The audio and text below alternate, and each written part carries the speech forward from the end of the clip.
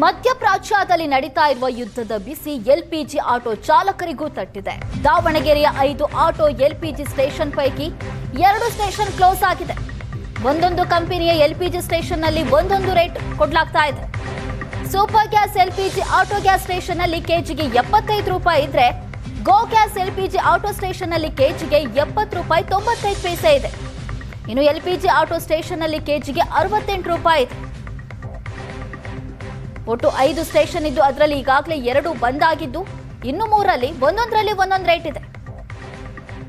ಹಾಗಾಗಿ ಆಟೋ ಚಾಲಕರು ಸಂಕಷ್ಟಕ್ಕೆ ಸಿಲುಕೊಂಡಿದ್ದಾರೆ. ದಾವಣಗೆರೆಯ 5 ಆಟೋ ಎಲ್ಪಿಜಿ ಸ್ಟೇಷನ್ ಪೈಕಿ 2 ಈಗಾಗಲೇ ಕ್ಲೋಸ್ ಆಗಿದೆ.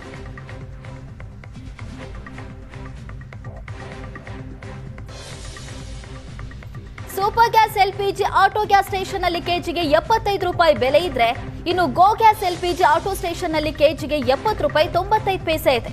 ಮತ್ತೊಂದು ಕಡೆ ಎಲ್ಪಿಜಿ ಆಟೋ ಸ್ಟೇಷನ್ ನಲ್ಲಿ ಕೆಜಿಗೆ 68 ರೂಪಾಯಿ ಇದೆ. ಹಾಗಾಗಿ ಗ್ರಾಹಕರು ಕೂಡ ಕಂಗಾಲಾಗಿದ್ದಾರೆ, ಯಾವ ಸ್ಟೇಷನ್ಗೆ ಹೋಗೋದು ಅಂತ.